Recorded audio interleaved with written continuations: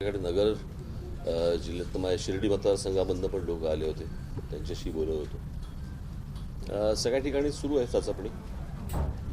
Final निर्णय काय घ्यायचा अजून वेळ आहे त्याला. तर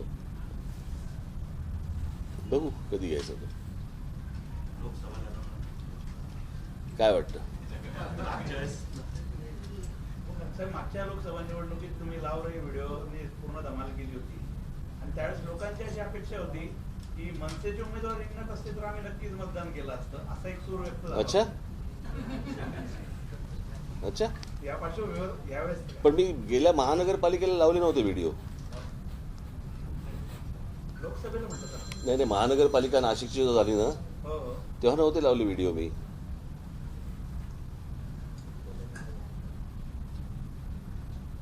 त्यावेळेला मतदान करायला हरकत नव्हती ना.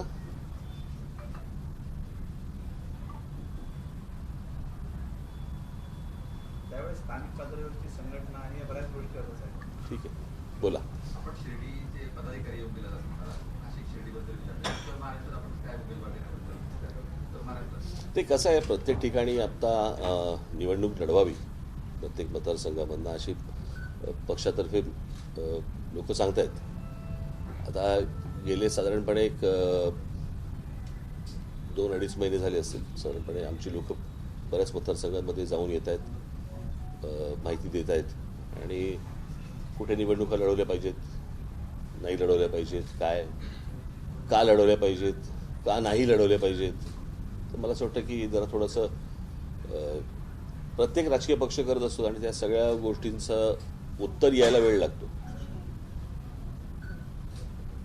म्हणजे ज्यांच्या हातात केंद्राची राज्याची सत्ता आहे तेही जर समजा चाचपणी करत असतील तर मला असं वाटतं आम्हाला तर केलीच पाहिजे.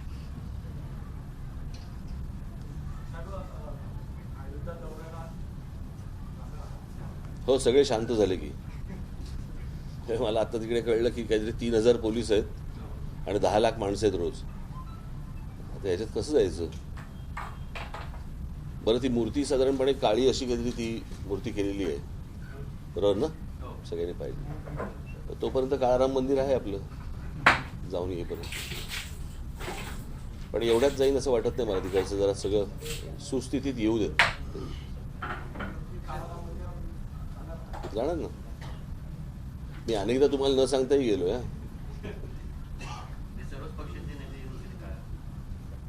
मग मी रांगेत नाही उभा राहत. महाविकास आघाडीमध्ये काल संजय राऊत असं म्हटले, प्रकाश आंबेडकरांच्या संदर्भात त्यांना एक प्रश्न विचारण्यात आला असता. राज ठाकरे जर महाविकास आघाडीकडे आले तर काय विचार? आम्ही प्रकाश आंबेडकरांना देखील निमंत्रण दिलं नव्हतं तरी ते महाविकास आघाडीकडे. म्हणजे कोण जाते त्यांच्याकडे? हे मुळात सगळे आत्ताचे लवंडे आत्ता कुठे लवंडतील काही सांगता येत नाही. यांचा काही भरोसा आहे का? कोण जाणार यांच्याकडे? भवितव्य महाविकास आघाडी किंवा एकंदर महायुती. मला असं वाटतं ह्या इंडियामध्ये नितीश कुमार पण होते ना. मग त्याचं काय झालं? ते काल एक चांगलं व्यंगचित्र आणलं होतं कुठेतरी. 2 आय काढून घेतलेत. 2014च्या लोकसभा निवडणुकीच्या अगोदर आपण गुजरात दौरा केला. त्यानंतर मार्च आर्यंत आपण सांगितलं नरेंद्र मोदी पंतप्रधान होऊ शकतात. आता आपण एकंदरीत भाकीत केलं होतं, ते भाकीत खरं ठरलं. आता आपण 2024च्या कोणता पीएम पदाचा उमेदवार डोळ्यासमोर आहे आपण? आपण मी तुम्हाला पहिली गोष्ट, तुमचं काय असतं, मेमरी शॉर्ट असते पत्रकारांची, त्याच्यामुळे मी तुम्हाला थोडीशी गोष्ट सांगतो. मी असं म्हटलं होतं की नरेंद्र मोदींसारखा पंतप्रधान व्हावा.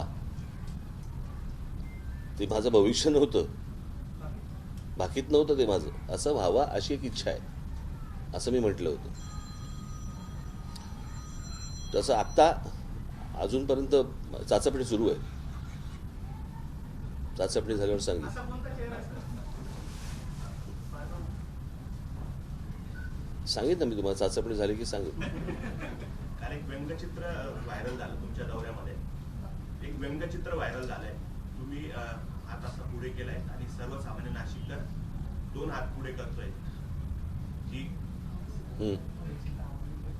महापालिका 2012ला आपण आपल्या ताब्यात होत्या, 12 ते 17. लोकसभेच्या दृष्टिकोनातून त्या व्यंगचित्राला आपण किती महत्त्व? हे मी पाहिलं नाही, मी पाहिलेलं नाही. काढत असतो. भावी मुख्यमंत्री याचं बघू. हं? भावी भावी मुख्यमंत्री कसं आहे, प्रत्येकजण आपापल्या इच्छेनुसार काय काय गोष्टी टाकत असतो, लिहित असतो, व्यक्त करत असतो. त्याच्यामुळे आनंद मानायचा आणि पुढे जायचं. खरं तर आत्ता माझ्याकडे तुमच्याशी काही तुम्हाला सॉलिड काही कॉन्क्रीट देणार का काही नाही आता, आणि कॉन्क्रीट काही मी द्यावं असे प्रश्नही तुमच्याकडे काही नाही आहेत. साहेब राज साहेब, तुम्ही मराठी पाट्यांचा मुद्दा हा महाराष्ट्रभर उचललेला आहे, त्याची अंमलबजावणी पण आपण पाहू शकतो. मात्र महाराष्ट्रातील मराठी शाळा आता बंद होऊ लागली आहे. शहापूरमध्ये पटसंख्या नसल्यामुळे बंद झाली. हे तू लाईट वगैरे मारू दो. दौंडमध्ये देखील मराठी शाळा बंद होते. हळूहळू मराठी शाळा कुठेतरी बंद होत्या. यासाठी काही मनसे पुढाकार घेणार आहे? मी मागे एकदा शासनाला सांगितलं होतं, अनेक मराठी शाळांच्या मी लोकांनाही सांगितलं होतं की ती काय थोडंसं सेमी इंग्लिश केल्याशिवाय ह्या शाळा चालणार नाहीत. प्रत्येकाला असं वाटतं की माझा मुलगा माझी मुलगी इंग्रजी शाळेमध्ये जावं, त्याला इंग्रजी यावं, आमच्या वेळेला नव्हतं, ते माझ्या मुलांना मिळावं. अशा अनेक गोष्टी याच्यामध्ये असतात आणि त्या वैयक्तिक असतात, त्याच्यामध्ये काही सामाजिक किंवा असं काही नसतं. तर ज्या मराठी शाळा, म्हणजे आता आमच्याकडे बालमन विद्या मंदिर आमची जी शाळा आहे, त्या बालमन विद्या मंदिरमध्ये जी मराठी मीडियम आहे ती आता सेमी इंग्लिश केली आहे. आणि सेमी इंग्लिश केल्यानंतर आज तिकडे त्याचा रिपोर्ट घ्या, 100% भरलेली आहे शाळा. पण साहेब, दौंडमध्ये जे आहे ते मराठी शाळाच बंद करून इंग्रजी शाळा सुरू करण्याचा घाट घातला जातो. कोण बोलतंय? दौंडमध्ये. अच्छा, तू बोलतो. हां, नाही, मला आता दौंडचं मला माहिती नाही, कळलं का? पण मी ईडीच्या ज्या कारवाया आहेत महाराष्ट्रात होत होत्या, आता जेडीयूचं सरकार जे पडलं म्हणजे भाजपमध्ये गेले, लालू प्रसाद यादवच्या कुटुंबियावर पण अटकसत्र वगैरे अशी कारवाई सुरू आहे. शिबू सोरेनचे पुत्र मुख्यमंत्री जे होते हेमंत सोरेन यांना पण अटक झालेली आहे. एकत्रित नाही, मला असं वाटतं ह्या प्रकारच्या ह्या ज्या कारवाया सुरू आहेत हे सगळं अशा प्रकारचं राजकारण हे भविष्यात भारतीय जनता पक्षालाही परवडणार नाही. मी मागे म्हटलं होतं कसं की सत्तेचा अमरपट्टा घेऊन कोणीच आलेलं नसतं. उद्या ज्यावेळेला सत्ता बदल होईल त्यावेळेला ज्यावेळेला दामदुमटीने ज्यावेळेला अंगावरती हे येतील दुसरे, तेव्हा काय कराल? मला असं वाटतं जे काय आत्ता भारतात जे चालू आहे हे काही हे ईडी आणि हे असल्या प्रकारे गोष्टी ज्या चालवणं आहे. कसं आहे, मग इंदिरा गांधींच्या काळामध्ये नाही का झाल्या, अरे त्यांनी केलं म्हणून तुम्ही करायचं म्हणून दुसऱ्यांनी करायचं, असं होत नसतं ना. आपण मागे पण म्हटलं होतं की मतदारांना गृहीत धरू नका, म्हणजे महाराष्ट्रामध्ये जे झालं तसंच बिहारमध्ये 2020 पासून आतापर्यंत मुख्यमंत्री पदाची शपथ घेतली, तिथे मतदारांना गृहीत धरण्यासारखाच प्रकार वाटतो. नाही, पण मला मतदारांनी या बाबतीत मला असं वाटतं निर्णय घेणं गरजेचं आहे.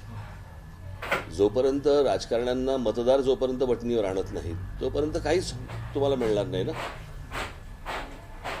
म्हणजे आपण 10 चुकीच्या गोष्टींपासून दुर्लक्ष करायचं आणि एखाद्या चांगल्या गोष्टीवरती मतदान करायचं की समोरचा परत 10 गोष्टी करायला, चुकीच्या गोष्टी करायला परत मोकळा होतोच ना.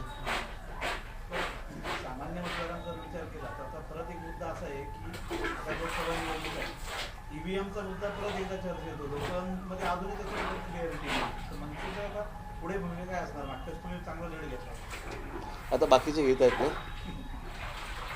मी ज्यावेळेला जेव्हा घेतला होता त्यावेळेला कोणी मला साथ दिली नाही, कळलं का? आता तेच बोंबलत आहेत, बोंबला.